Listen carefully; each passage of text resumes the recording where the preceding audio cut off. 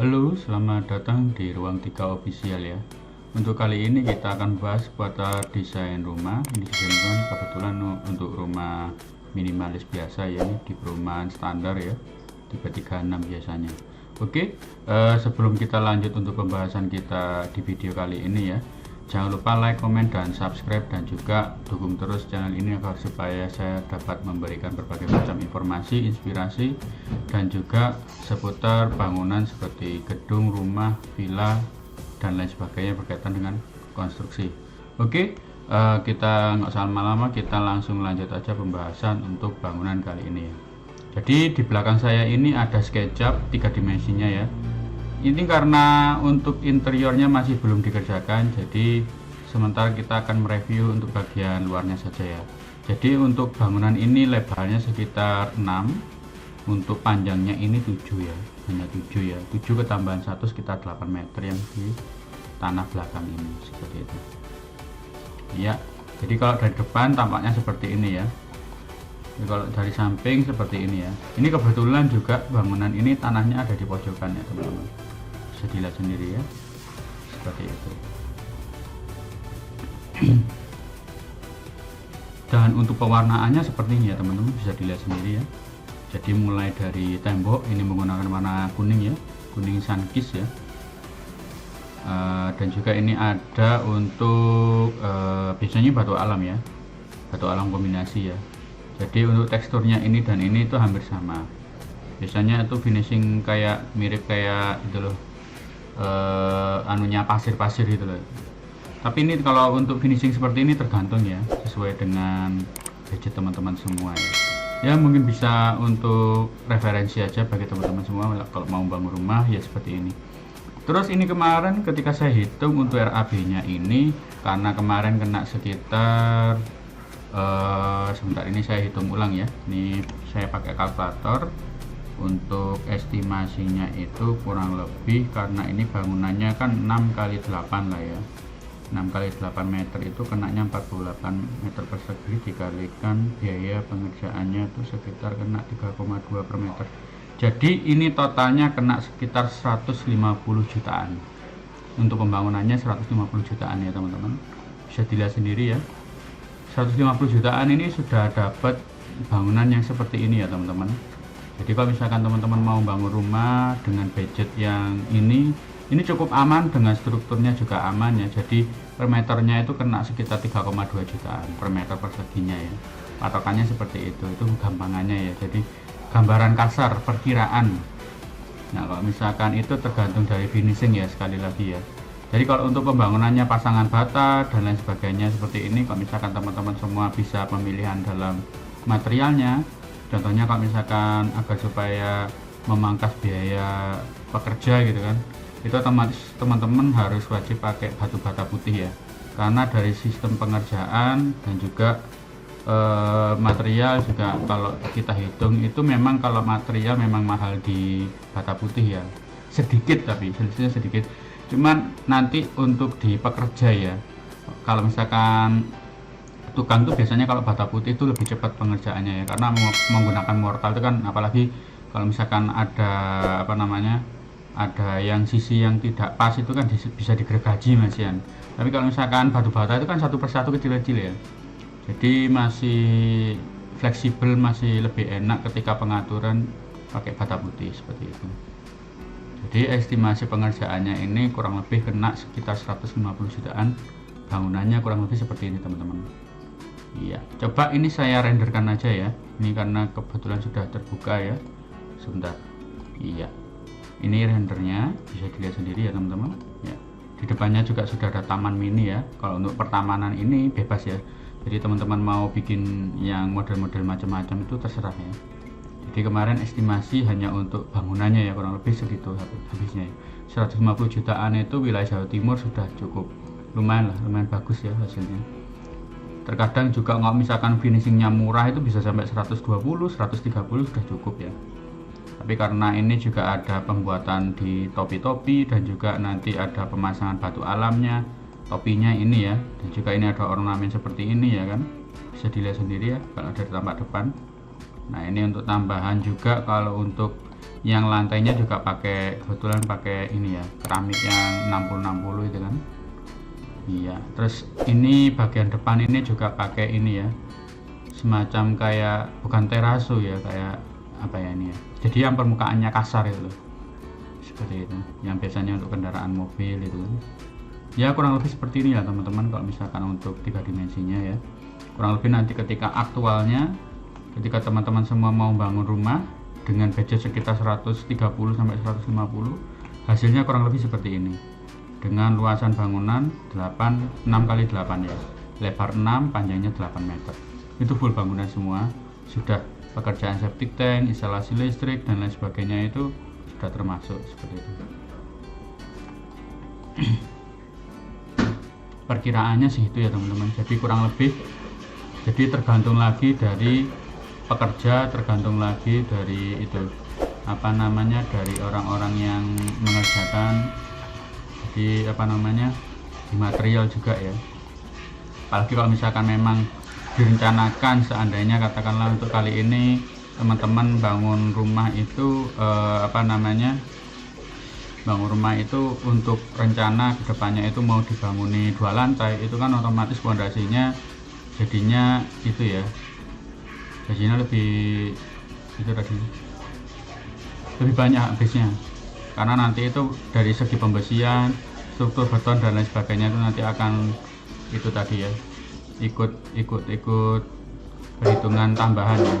Apalagi juga pembesian, dimensi dan lain sebagainya itu sudah berubah semua seperti itu. Biasanya kalau untuk apa namanya, konstruksi di 2 lantai itu apa namanya jadi setiap tiang-tiang seperti ini itu sudah ada itu ya, ditambahi pondasi perkuatannya juga sekalian. Misalkan kalau untuk 2 lantai lebih itu pakai setros itu kan, jadi sudah ada cakar ayamnya itu, tiap titik-titik yang mau akan dikasih rencana 2 lantainya seperti itu. Oke, coba ini saya hidden ya untuk yang atapnya ini ya, coba saya hide dulu. Iya, ini juga hide. Nah, ini coba saya perlihatkan ya, jadi kalau bangunan dari tampak atasnya seperti apa. Nah, ini kurang lebih seperti ini ya teman-teman, jadi nanti tinggal diatur aja. Ini karena kemarin memang masih belum selesai ya, jadi untuk pengerjaan interiornya masih belum selesai, sehingga ya itu tadi ya, masih apa namanya mohon maaf itu ada gangguan sedikit ya, nggak apa-apa. Jadi seperti ini. Jadi di sini ini ada ruang tamu, terus di sini juga ada ruang keluarga atau ya bisa dipakai untuk yang lain sebagainya ya, entah dapur, entah ruang keluarga juga bisa di sini ya. Jadi nanti tinggal disekat aja di sini. Dan juga yang di sini ini nanti itu ada pintu akses menuju ke kamar yang satu dan kamar yang kedua, kamar depan dan kamar belakang seperti ini. Dan juga di sini ada toilet teman-teman. Jadi gampangannya seperti itu. Untuk penataan bangunannya seperti itu. Ini kemarin juga masih belum dikasih pintu ya kebetulan ya, jadi masih kosongan seperti ini ya. Jadi nanti posisinya pintunya ada di sini dan di sini. Ini juga untuk pintu yang akses menuju ke kamar mandi seperti itu, dengan lebar 6, panjangnya ini sekitar 8 lebih ya. Sudah saya estimasikan kurang lebih habisnya segitu, sekitar segitu ya teman-teman. Ya mungkin itu aja ya. Ya mungkin bisa menginspirasi bagi teman-teman semua ya. Kalau untuk pembagian ruangannya ini sebenarnya kalau misalkan untuk kamar yang di depan, kalau misalkan pengen luas, panjangnya ini 3 meter itu bisa 3 meter ya kan. Kalau yang belakang bisa pakai 2,5 meter gitu kan. Kalau untuk lebarnya juga pakai 3 meter itu juga bisa, tergantung nanti, sekali lagi tergantung sesuai dengan kebutuhan teman-teman semua. Jadi kurang lebih sketsanya untuk dari tampak atas itu seperti ini ya teman-teman. Jadi nanti teman-teman bisa lebih fleksibel ya, jadi untuk penentuan ruangannya, luasan bangunannya seperti apa, nanti perkiraan yang sudah saya jelaskan tadi itu ya. Jadi mulai dari posisi pintu, luasan kamar 1 dan 2 ini tergantung dari teman-teman semua. Dan juga untuk toilet, kalau toilet ini bisa 1,5 kali 1,5 juga bisa, itu sudah cukup minimalis ya, minimalis banget ya, 1,5 kali 1,5 atau 2 meter kali 1,5 juga bisa. Biasanya kalau lebar 2 meter itu nanti bisa dikasih itu tadi ya, toilet untuk toilet duduk, dan juga nanti untuk apa namanya, mandinya pakai shower itu juga bisa seperti itu. Jadi lebih lebar dikit lah daripada yang 1,5 kali 1,5 itu ya. Ini kebetulan kemarin sudah saya sketsakan itu. Kalau untuk yang ini ya, keperkiraan ukuran 1,5 kali 1,5 segini teman. Jadi panjangnya ini 1,5, lebarnya 1,5. Tapi nanti tergantung ya. Jadi nanti kalau misalkan mau dibikin 2 meter kali 2 meter juga bisa lebih besar ya. Jadi nanti bangunannya itu lebih luas. Cuma nanti akan termakan segini ya. Tapi sebenarnya nggak masalah. Jadi lebih luas, dan juga nanti ketika ada itu kan lebih enak gitu. Seperti itu. Jadi biasanya untuk tandanya ini ada di belakang sini ya. Nanti untuk pengaturan seperti ini juga sudah ada gambar kerjanya juga.